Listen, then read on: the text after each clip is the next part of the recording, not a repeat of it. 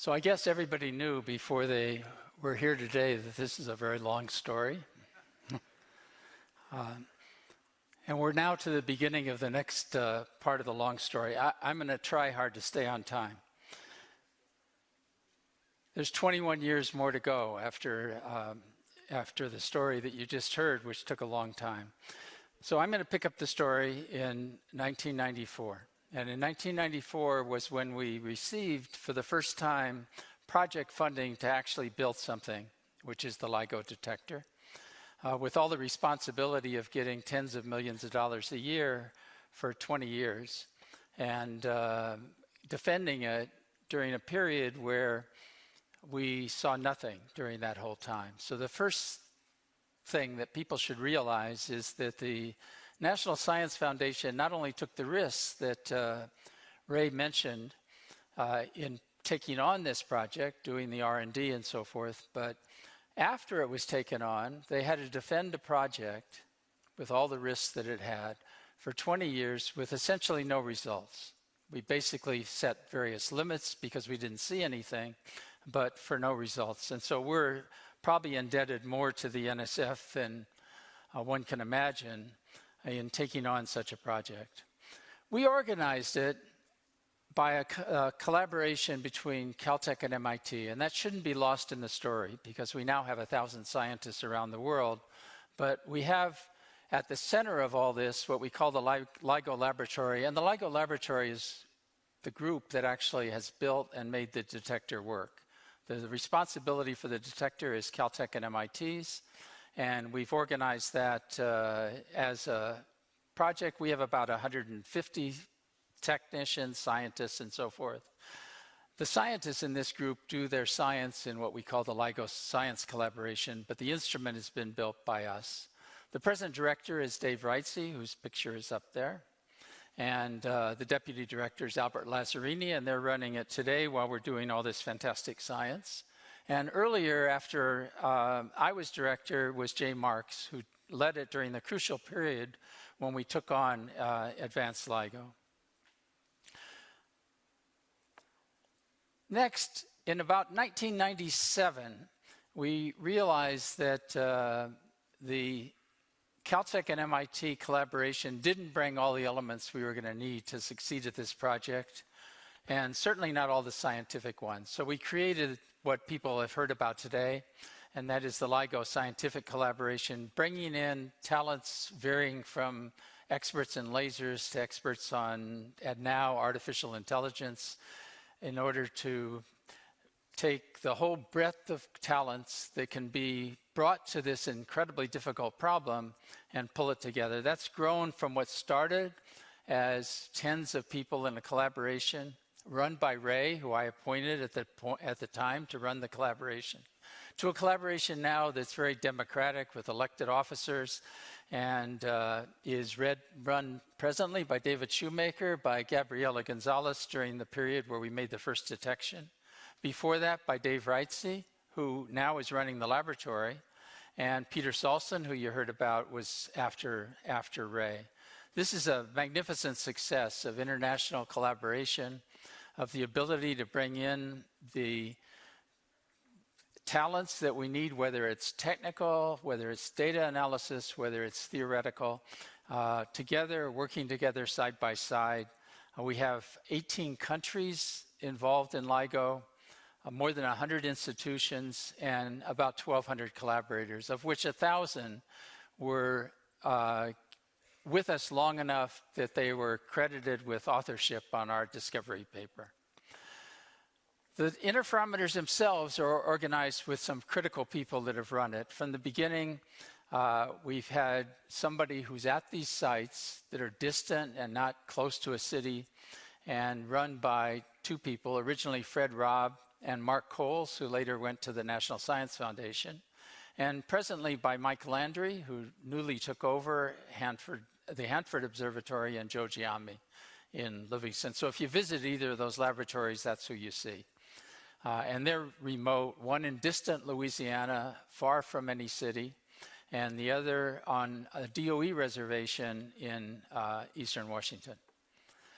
Just to show you what things look like in the real hardware. This is a picture of LIGO if you walked into the big hall, where this is the vertex that Ray showed, where the light then goes out in two directions. This big thing here are called gate valves. They allow us to preserve the fantastic vacuum that Ray talked about that we need to while we work and evolve the instrument.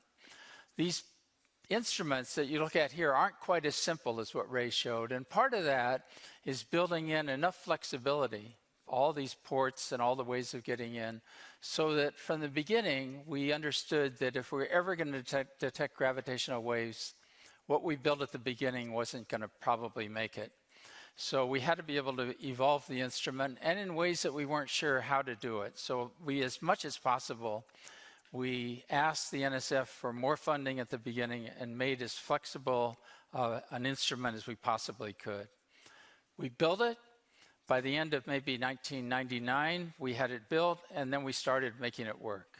And this picture kind of illustrates how we approach the next 15 years.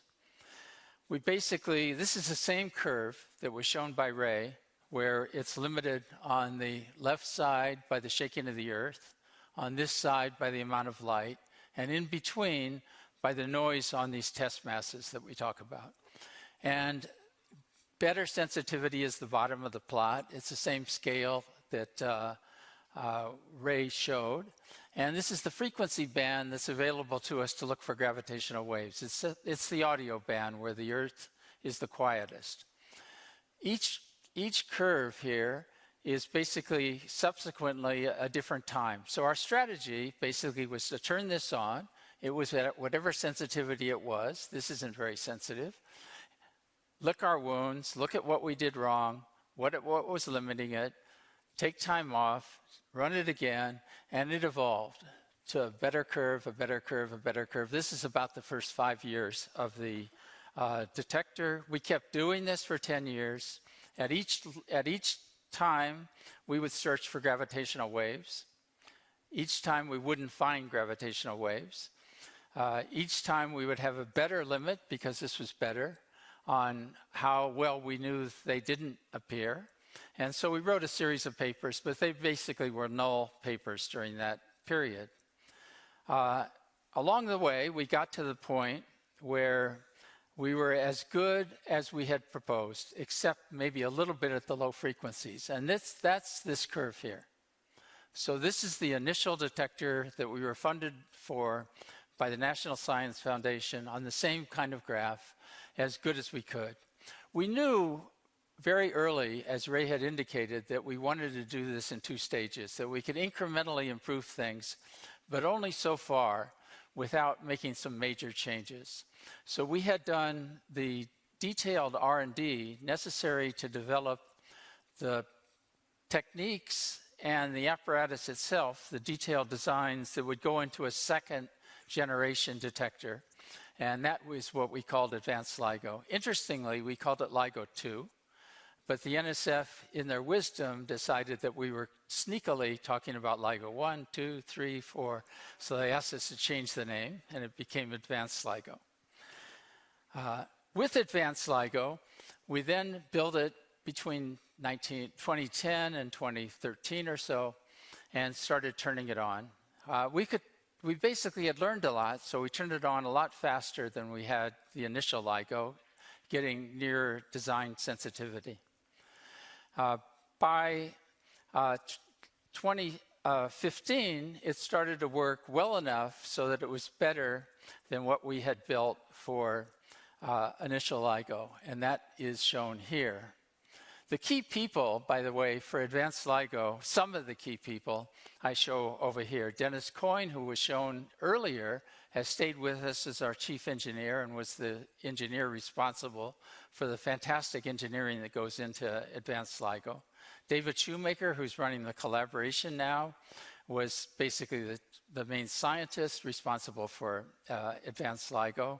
And Peter Fritschel for the incredible optics that we use and the way the interferometer works itself, and 2 people, one in each laboratory, who have been the most responsible for making this thing actually work in the field.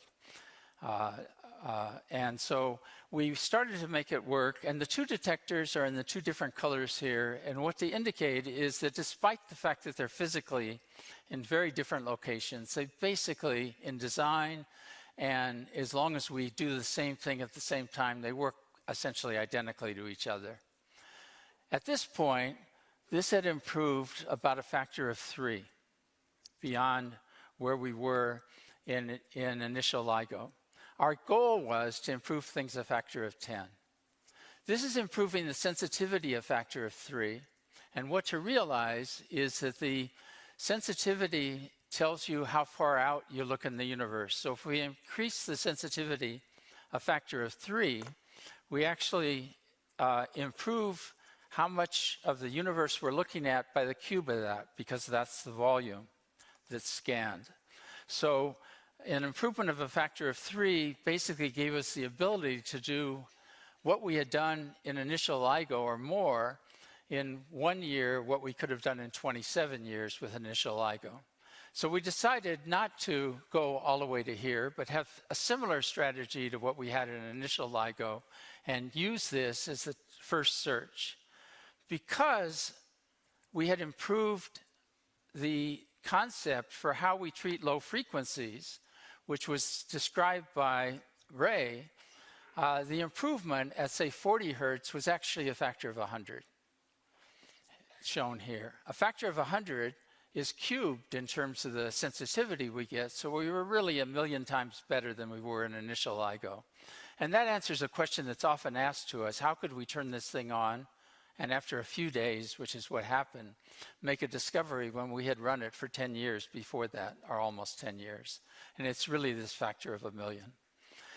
So we turned on advanced LIGO and made that improvement. Again, this is just a picture to emphasize that the big improvement that made this detection, maybe the take-home message, if you want to tell anybody why and how we made the detection, was the improvement in this nice quadruple and fancy suspension system developed at Glasgow, and the isolation from the Earth by seismic isolation from the Earth by a set of essentially shock absorbers and these active seismic feedback systems that Ray mentioned, that, by the way, the reason they're so hard, it has to be done directionally, differently than the earphones in the airplane.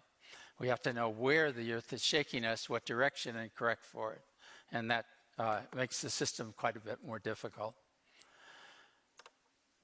We turned on, and a few days later, this is what we found. So this was September 14th, 2015. 21 years after we received project funding in 1994. Not what my fantasies were, most of us, for what we'd first see. I would have expected, if I thought about what we would see, that we'd start to see hints of gravitational waves where our detector wasn't quite sensitive enough yet to make it definitively, and that we keep working in the future at making it more sensitive. We were lucky instead. We, of course, made big improvements, but we immediately saw a signal that stood out and looked very much like you'd draw to show somebody what we were doing. This is two different traces. One of them at the laboratory in Eastern Washington, Hanford Laboratory, and one in Louisiana, and they should look essentially alike. You'll notice the left-hand side is strain, the word that Ray used, and the scale is the scale he also showed, 10 to the minus 21. So the scale that we were detecting and got to the sensitivity to detect, and also the scale that had more or less been predicted by the range of sources that we talk about, was 10 to the minus 21, and that turned out to be, after all these years, right.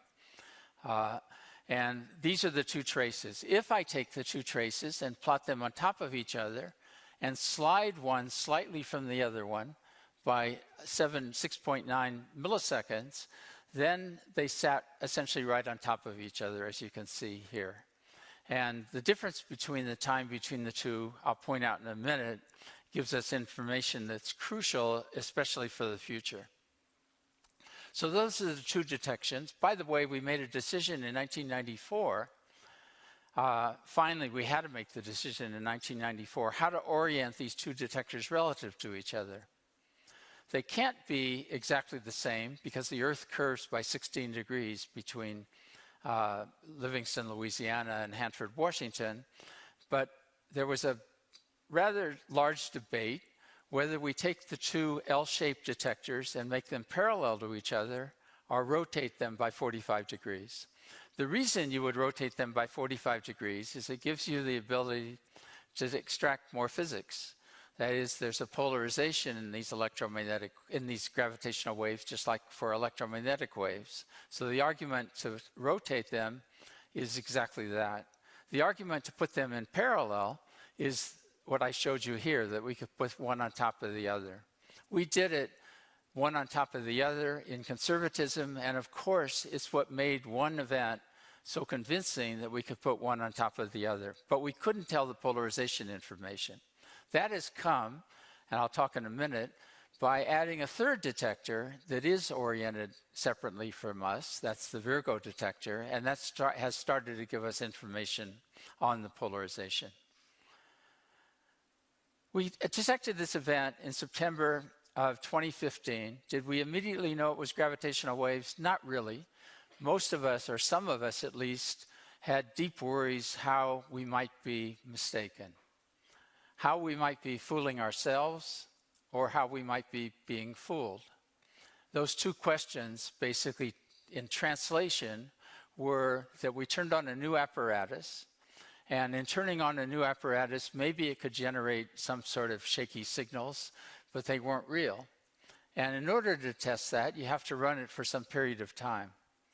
We calculated how long that had to be, and it was basically a month. In a month's time, we could look at all the bins of time in the two, correlate them together, and see what the probability is that you could get any sort of signal like this in the detector. And that's calculated to be a magic number in physics when you believe something, which we call 5 sigma, or the probability is less than 1 in some hundreds of thousands of years. So basically, that was the first thing. The second problem was maybe somehow we were being fooled by some mischievous people or person who has superposed this on the data. And we just looked at the data, and it really wasn't there. That, again, had to be studied in great detail by following. The idea was the following. The data comes together at Caltech, and from that time on, goes around the world. In fact, this first event was seen first in Germany. It was the middle of the night in the States. And the data comes together. Once it's together, you could imagine somebody superposing an event on top of the data. To resolve that, we have to take it back to the laboratories where we can trace the signals and what they recorded along the way. And that required another study, which took about a month. So by middle of October, I think we had really confidence that we had made this discovery. We spent maybe another month seeing how well it fit general relativity. Spent another month writing it up in great detail. Writing it up in a way that we thought could be read by the world and not just by experts in the field, arguing about whether it should be called an observation or a discovery and things like that, with 1,000 people weighing in. And you can imagine somehow making that converge was a problem. We finally were ready to submit this to Physical Review Letters, our choice of where to publish this, by early December of 2015. We were about a week late because we were arguing too long on which adjectives to use in the paper. And at that point, Physical Review Letters, who had agreed that they would allow us to make the article longer than the standard article, and that they would review it specially, both very secretly and quickly, informed us that we were now too close to Christmas and they couldn't do it.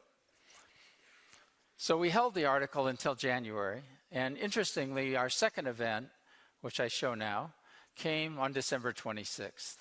So when we announced this event in February of 2016, we knew, but we didn't yet bring that to the public, that we also had a second event. So as convincing as the first event was, we all had a second event. It looked very different. You can see this has many, many oscillations.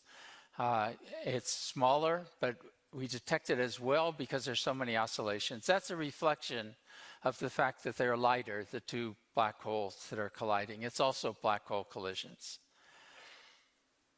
This graph here just illustrates, it's the so-called chirp graph. This is basically time going this way, frequency going this way. It gets louder as the frequency goes up, and it's the so-called chirp that we describe as a signal. The second one, which is weaker, but in there longer, so we are able to pull out the signal, is down here. But if we look at basically the low frequencies that weren't available to us until we made the big improvement in the suspension and the isolation system, both of these signals were enabled by making those improvements at low frequencies. Of course, we've kept running. We finished that first data run with these two events in January of 2016. And at that point, we changed things, fixed things in the same spirit that I presented our activities through the period of initial LIGO. And we started a second data run, which maybe for most of us, we expected couldn't possibly be as exciting as what we saw in the first data run. That turned out to be wrong, as I'll show you. In the second data run, I show here we haven't analyzed all the data yet. We haven't made all our reports yet, but this is where we are today. We basically have reported 5 observations of probably black holes. One of them we don't call a black hole just because it's further away and doesn't give us quite the 5 sigma significance as a single event, but otherwise it appears to be like the others. So we have a set of events which start to let us look at distributions of the alignments of spins, the masses of them, and the difference in how long they are is the difference in how much their masses are, and so forth. So the 5th one here actually has a different significance. That's this one here. The dates are the 17th, the 8th month, the 14th day in 2017. So just this last August. So this last August, we detected an event that at the same time was detected for the first time also in the Virgo detector in Italy. The Virgo detector is very much like LIGO. I don't have time to show some interesting differences in how they approach the problem, but it basically has similar sensitivity once it's fully operational, will have similar sensitivity. This was begun by 2 scientists in parallel with the efforts that were described by Ray, Alain Breillet and Alberto Giazzotto. And in the present day, run a little bit like us, having a laboratory where the director is Federico Farini, and the spokesman, who I think is here today, is Jo van der Brand from Holland. And it's very near Pisa in Italy. It's not just the confidence, which of course matters, that somebody independent sees the same thing. That's great. And at this point, we don't really need that. We're pretty convinced that we're seeing gravitational waves. And we were in competition for 20 years, I think, to see who could see gravitational waves first. But it gives us new information, and that's shown here. With just the first detectors, we were able to locate, even on the first event, that it came from the southern hemisphere, and we knew to some number, 600 or 700 square degrees, where it came from. And the various events are shown here in how well we could tell where they came from before we turned on the Virgo detector. The Virgo detector, once it's on, because it gives us triangulation in where the signal they see compared to ours, where we take the time difference in the arrival time at the different detectors and the difference in the signal, because the antenna patterns are somewhat different, gave us this signal down here. And you can see that we now can locate, with the addition of Virgo, the location on the sky where a gravitational event came very accurately. This is something we've always wanted to do. And luckily for us, this happened just in time. And I'll show you that in a minute. First, let me reflect on what we found so far, seeing 5 events. We've seen where this is mass, and this is just the time passing, the number of events. These are each symbolically 2 black holes coming together, making a heavier black hole. They're all up here on the plot where this is mass.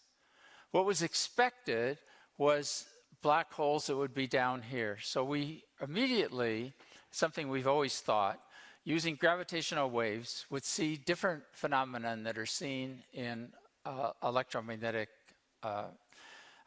radiation. And what we saw was large black holes. They're not expected. Just qualitatively, the reason is the progenitor, or the heavier object that makes these black holes, is supposed to be a heavy star that decays and makes a that dies and collapses and makes a black hole. There aren't, we believe, very heavy enough stars to make these very easily. There has to be either a special place in the universe where it's low enough metallicity or doesn't have heavy elements around so it can live longer, or dense clusters or primordial production that made these black holes. And that's our next problem, like all these problems in physics, is where do these black holes come from? There are handles on it. We hope to get more information on the spins, on the orientations, on the distributions, and to be able to resolve that. The second thing that has come out of the very first events is tests of general relativity. This is a graph where we just put in a form that would be qualitatively different from general relativity, just to test it, not a particular theory. One limit of that is to look at the physical place where you would have connected to the transmission of gravitational waves what we call a graviton.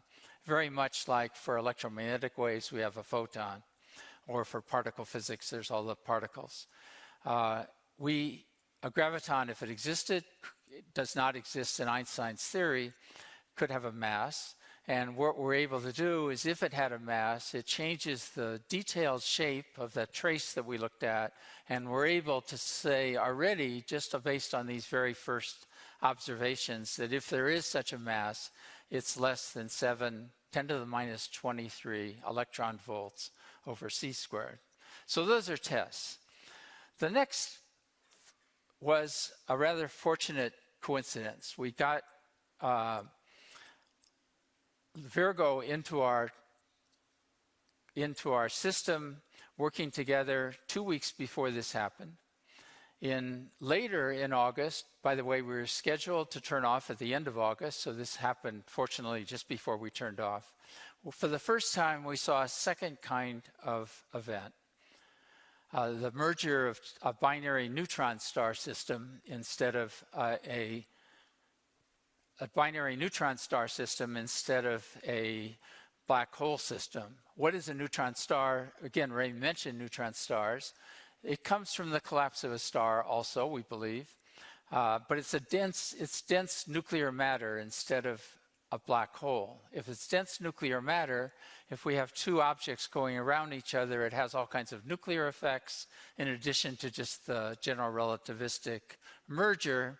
And this is nuclear physics in extreme conditions. And we can then see all kinds of effects, including the fact that the nuclear effects can give and emit light in various ways. We basically could tell from what we saw that these were much lighter, like neutron stars are supposed to be, than the black hole events. They were a distance much closer than that 50 megaparsecs instead of 20 times that we saw for the black holes. And fortunately for us, the signal was also seen 2 seconds later in an astronomical instrument. That was the Fermi satellite that monitors gamma ray bursts. This is a picture of our signal and put on their trace, and where they saw a signal. Over here is the same pictures of the location on the sky. Our location on the sky is these long pictures here if it was just LIGO. But when we add Virgo, it's this little ellipse here. And this is the position as determined by the Fermi satellite. One thing that makes me feel great is that we're the ones that actually have the better location, even though we're beginners at this game.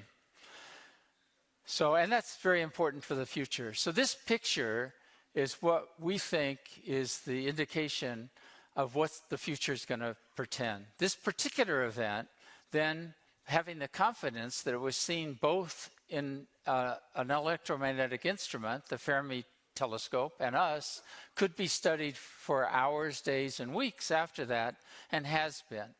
Looking at gravitational waves, of course, looking for it with neutrinos, looking with visible and infrared light, radio waves, gamma rays, and X-rays, and so forth. Using this, a whole set of collaborations and conclusions have been made from this one observation already, which, by the way, we announced only a little over a month ago. 2 weeks after the Nobel announcement, we announced the merger of two neutron stars. So even after whatever we got this prize for, we're still producing very interesting new things. I'll just give you a glimpse, I'm out of time, at a few of the different kinds of phenomenon that are and interpretation that came out of this single first coincidence event with electromagnetic instruments, kind of to wet your tongue at what's going to happen in the future. The first is an independent, pretty independent measurement of what's called the Hubble constant. This is basically the rate at which the universe is expanding. It's done by in this case, optically identifying what galaxy it was in, and then otherwise from the information we have in the gravitational wave signal. And the answer, this so-called Hubble constant, is independent of and consistent with the answers that came in electromagnetic interactions. The second, which I won't go through in any detail, is that there's been a lot of phenomenology of what happens when objects like these neutron stars come together. We all know what a supernova is, the collapse of a star when it gets old and dies. This is tabbed a kilonova, the consequence of this coming together, and that's been studied now in all these different instruments and put together and compared with some of the phenomenology that's been developed for a kilonova, and at least the general idea confirmed. One consequence which is interesting is the possibility that we have actually figured out or seen what makes heavy elements in the sky, in heavy elements. A puzzle has always been, how on earth do we have very heavy elements? Where did they come from? You can go on a mine and find gold or platinum or other heavy elements. Where do they come from? We know most of the universe is made out of hydrogen and helium. We know how to make everything up to iron very easily. It's made in the same fusion process that makes the sun. The sun burns. But making heavier elements in nature, we don't really know. We do know how to make them in the lab. We make them all the time, and the periodic table has gone up quite high. We basically take a heavy element and bombard it with neutrons. Sounds familiar, neutron stars. So the neutrons are the way we do it in the laboratory. So the idea is very tempting that maybe in nature it's collisions like we just observed, that is neutron star collisions, that made heavy elements. This graph here is one phenomenological interpretation of that. And the yellow parts, which you'll notice are mostly yellow for gold and platinum, which you might have on your hand, come from merger of neutron stars, at least in this analysis. And so maybe all the gold and platinum that we sell on the Earth, we finally discovered comes from collisions like we've just announced, a rather interesting conclusion. Lastly, I just want to end with the future for a minute or two. We have now 3 detectors working. We'll soon have 2 more. We have one we're building in India, a LIGO, with the collaboration of the Indian physicists and Indian government. That'll be ready in the 2025 era. There's one in Japan that has some advanced techniques, which I'll mention, which should be working within the next few years, giving us better localization. This is an incremental plot of how well we think we'll be able to locate the position on the sky as we move into the 2020s. And you can see that with the addition of the other detectors, independent of where something comes from, we should be able to tell very well where it is and combine then with electromagnetic information. We have ideas and also plans for the future, and I want to end on that. First, as I showed you, we're still about a factor of 2 away from the design of advanced LIGO. That we will do over the next few years, again, in a matter of steps. And that gives us almost a factor of 10, 2 cubed in the rate or the significance of individual events. We have concepts for getting beyond that. We know that we should at least think and do the R&D and possibly ask to be funded for a concept that would exploit our sites where we have LIGO to their fullest extent. And so we've basically done conceptual designs of that. We can improve by making a much heavier test mass, by using a different material in the mirrors. We're presently looking at silicon, by lowering the temperature modestly, by improving a limitation we have, that is the coatings, the optical coatings on the mirrors that Ray showed, and by making yet a more powerful laser. If we do that, we can get down to the black curve that's shown in this plot here. And that will enable us to have more cosmological reach, which will be talked about by Kip, some of the ideas of what we might be able to do. Improve signal to noise, what we've learned is that we need to have events where we have such good signal to noise that we can determine things like the orientation of the spins of the black holes and so forth. And an event rate that's maybe 10 times advanced LIGO if we put in all these. This will require R&D, and we haven't yet the funding and haven't formally proposed to do it. The next steps are to do other reactions that we can do on the Earth's surface, but also, and this is some of those as possible, Kip will talk about those, but it's already basically in this community ideas that are fairly well developed for how you would move to the next generation detector.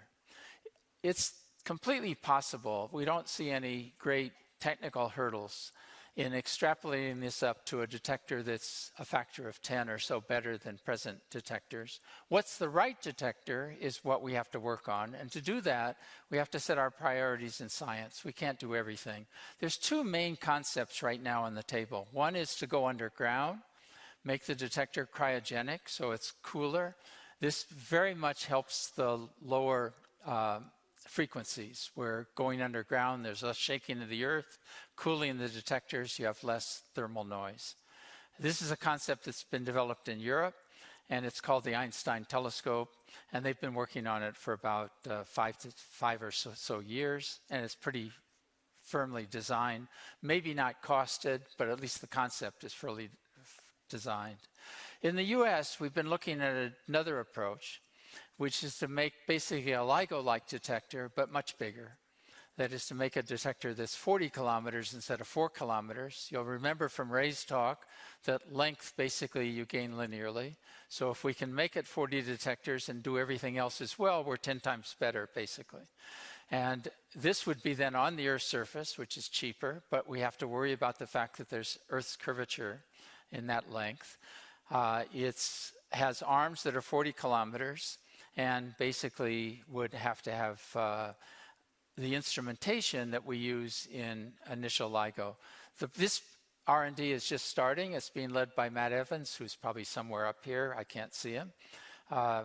In developing a group that actually will develop this concept. Over the next few years, we hope to develop both the science priorities so that we know what has to be done, what we want to do, and to begin to do the serious R&D that would go into such detectors. Overall, and this is just a precursor of Kip's talk, the science as we move to the future is going to be very much like what has happened in astronomy. As astronomy started by Galileo looking through a telescope at visible light, we know now we do astronomy by looking at visible light, X-rays, infrared, so forth and so on. The same thing is true here, that we can look at gravitational waves in a particular frequency band on the Earth's surface. It's what's available to us where it's quietest, and that's the audio band. If we want to look at other frequencies, we have to use different methods.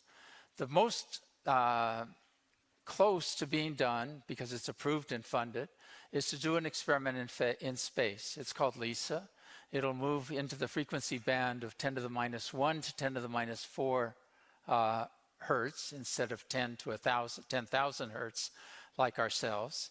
And that covers a different frequency band. And what's shown above, and I'll leave that to Kip to talk about, is both some of the same phenomenon looked at at earlier time in their evolution and other phenomenon that never reach the frequencies that we get on the Earth. You can look at yet lower frequencies. One concept that's being developed now that I don't have time to talk about is to use timing from radio pulsars. And that's being looked at, looking for signals at very lower frequencies by monitoring the time coming, and we're looking for changes from a set of radio pulsars. And lastly, there are ways to get the effect of gravitational waves from the early universe, which is the most interesting of all in most of our minds, when and if it can be done. And I'll leave it to Ray to talk about those. Thank you.